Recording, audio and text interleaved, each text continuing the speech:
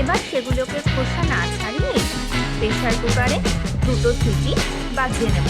তন্দুরি ব্যাটারটা তৈরি করে নিচ্ছি। একটা বলে নিয়ে নিচ্ছি 4 চামচ বেসন। এবার বেসনটাকে একটুখানি মিহি করে নিচ্ছি। অ্যাড করে দিচ্ছি 2 বড় চামচ টক দই। এবার ভালো করে মিক্স করে নেব।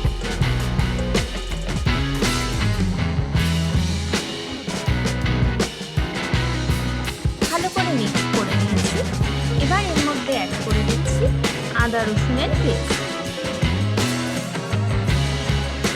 অ্যাড করে দিলাম গোলমরিচ গুঁড়ো, আজওয়াইন বা জোয়ান, গরম মশলা পাউডার। চিনির বদলে অ্যাড করে দিলাম সুগার কি পাউডার, তন্দুরি মশলা, পরিমাণ মতো নুন। এবার সব কিছু ভালো করে মিক্স করে নেব।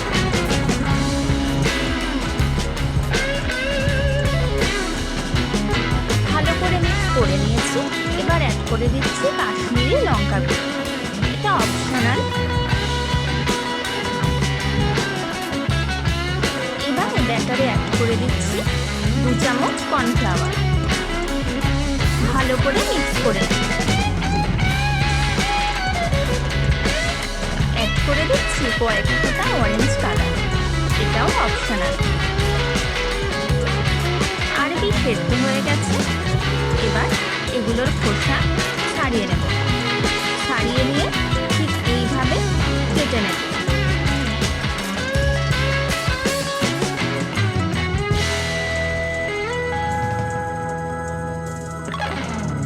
প্রত্যেকটা আরবি এই সেম প্রসেসে কেটে নিচ্ছি।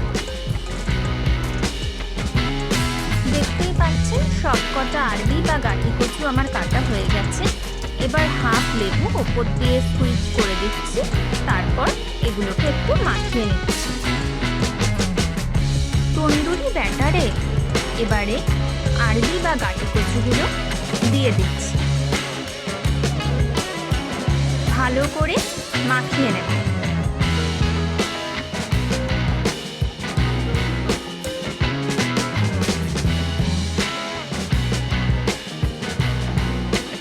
ভালো করে মাখিয়ে নিয়েছি। এবার ভেজে নেব। দিয়ে দিচ্ছি রাইস ব্র্যান অয়েল। এবার একে একে আরবিগুলো দিয়ে দিচ্ছি।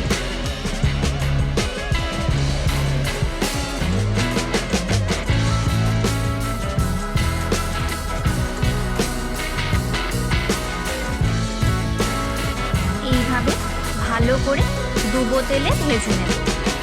ক্রিস্পি হওয়া পর্যন্ত ভাজতে থাকবো।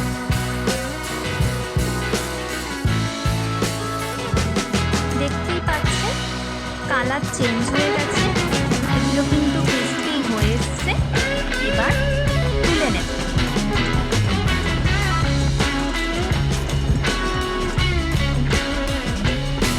একইভাবে বাকি আরবিগুলো ভেজে নিচ্ছি।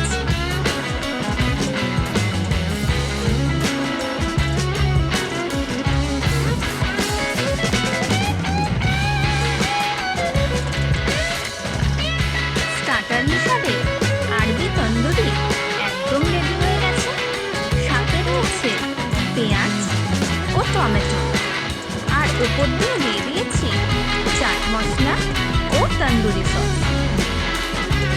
রেসিপিটি ভালো লাগলে অবশ্যই লাইক করে দেবেন।